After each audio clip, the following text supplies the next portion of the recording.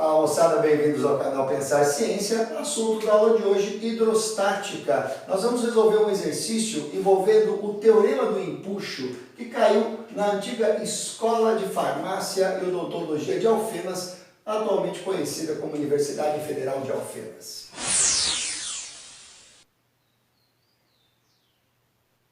Muito bem, como sempre, a melhor maneira de começar a resolução é lendo o enunciado que está aparecendo na sua tela agora. Na figura está representada uma esfera E de alumínio com 50% de seu volume imerso na água.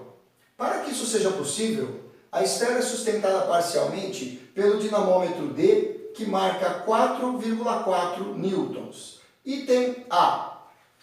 Dados: G igual a 10 metros por segundo a cada segundo. Massa específica ou densidade do alumínio: 2,7 vezes 10 ao cubo quilogramas por metro cúbico. E massa específica ou densidade da água: 1 vezes 10 ao cubo quilogramas por metro cúbico. Represente graficamente as forças que atuam sobre a esfera, nomeando-as. E B. Determine o volume da esfera. Bom, para que a gente possa fazer tudo isso, vamos começar, obviamente, pelo item A, mas principalmente agradecendo ao examinador que colocou todas as unidades de medida compatíveis com o sistema internacional, então nós não vamos ter que passar por nenhuma conversão de unidades. Primeiramente, eu vou analisar as interações da esfera com os elementos da sua vizinhança. A mais comum delas, com a qual vocês estão habituados, é a interação com o planeta Terra, que a puxa gravitacionalmente em direção ao seu centro, com uma força que nós carinhosamente apelidamos de peso. Nesse caso, o peso da esfera, ok?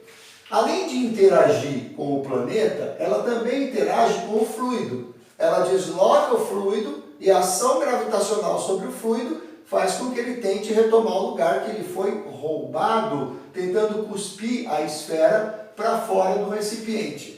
Se ele vai conseguir ou não vai depender da correlação entre essas forças. Mas o importante é saber que ele tenta. E tenta com uma força que atua de baixo para cima e que foi nomeada, denominada empuxo pelo grande Arquimedes, de quem já falamos anteriormente. Então está aqui representado ou representada a força de empuxo. E finalmente, a esfera está amarrada a este fio que a liga a um dinamômetro, que segundo o enunciado está registrando 4,4 newtons, medindo a carga que esse fio exerce sobre ele. A essa força nós damos o nome de tração. E lembrem-se, a tração sempre vai atuar no sentido em que o fio, a corda, o cabo, o barbante estiver amarrado. Nesse caso está amarrado na parte de cima, então a tração atua puxando a esfera para cima. Com isso, você consegue responder ao que foi solicitado no item A do problema. Agora, para resolver o item B, onde ele nos pede para calcular o volume da esfera, a gente precisa então equacionar dinamicamente esse problema, aplicando as leis de Newton. O examinador me garantiu no texto do enunciado que a esfera está em equilíbrio. Se ela está em equilíbrio, isso significa dizer que a resultante dessas forças que atuam na esfera, e todas elas são verticais, é zero. Para que a resultante seja zero, eu tenho que ter a intensidade de tudo que atua para cima igualada à intensidade de tudo que atua para baixo. Ou, de uma maneira um pouco mais resumida, a intensidade da força peso deve ser a mesma da intensidade da soma do empuxo com a força de tração.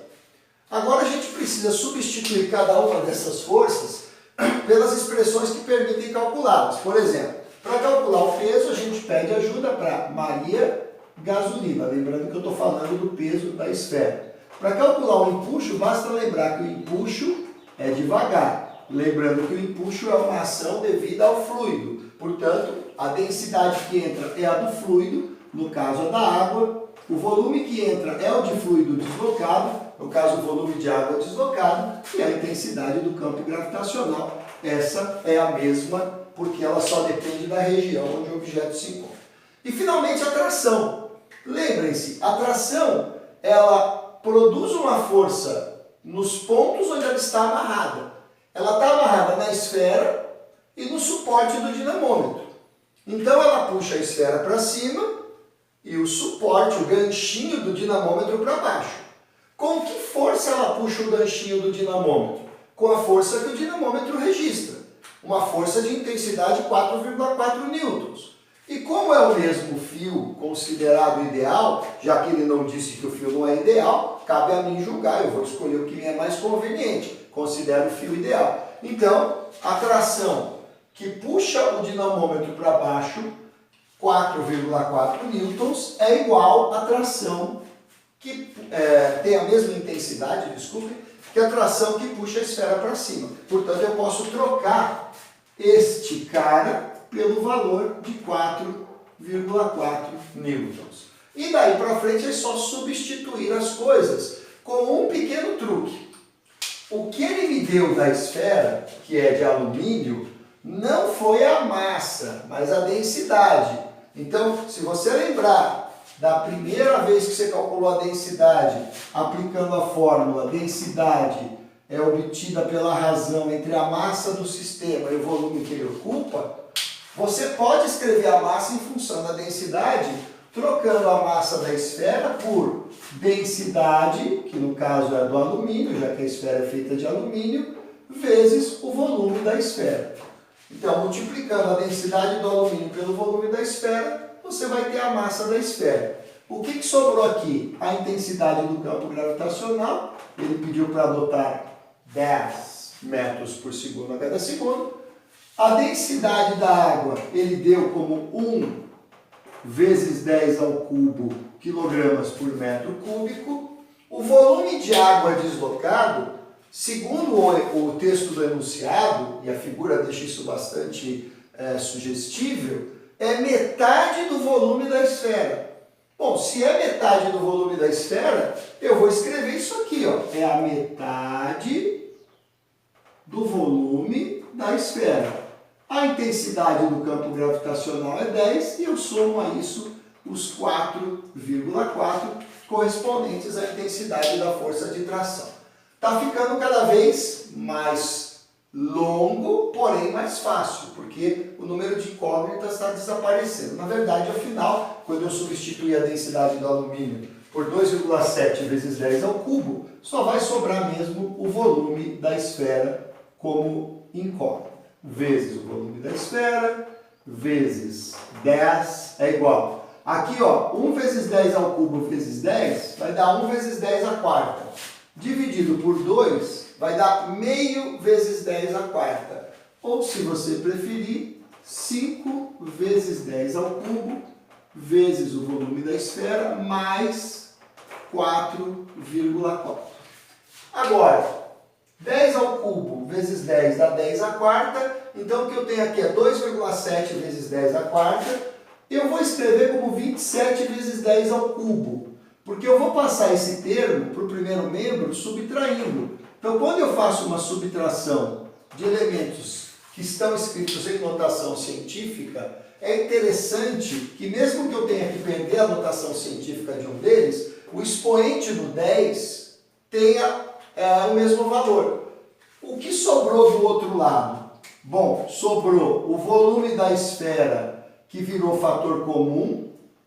Eu posso tanto escrever assim, quanto, se você preferir, manter do jeito que estava. Aí você escolhe, dá para fazer por um método mais rápido ou um método mais tranquilo, porém mais fácil de entender. Então aqui você vai ter o volume da esfera, menos 5 vezes 10 ao cubo vezes o volume da esfera.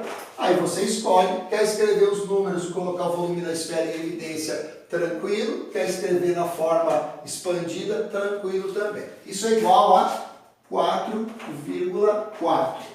Resultado, 27 menos 5 vai dar 22. Então eu tenho aqui 22 vezes 10 ao cubo vezes o volume da esfera. Já que o 10 ao cubo e o volume da esfera são fatores comuns, eu só subtraio os não comuns, igual a 4,4. O 22 vezes 10 ao cubo vai para o primeiro membro dividindo, para o segundo membro dividindo, desculpa. 4,4 dividido por 22 vezes 10 ao cubo. Professor, por que agora você escreveu 2,2 vezes 10 à quarta? Porque fica mais fácil simplificar o 4,4 com o 2,2 na proporção de 2 para 1.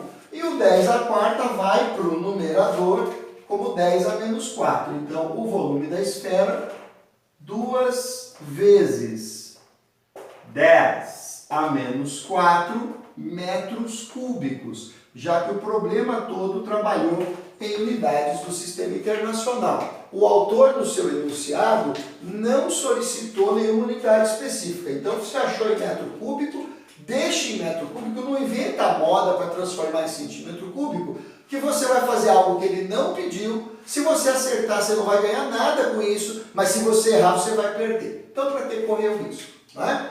Bom, com isso a gente encerra esse problema. Se você gostou do conteúdo, dá um joinha. Se não quer perder as próximas postagens, inscreva-se no canal. A gente vai se vendo e você recebe as notificações assim que novas resoluções, novas teorias forem postadas.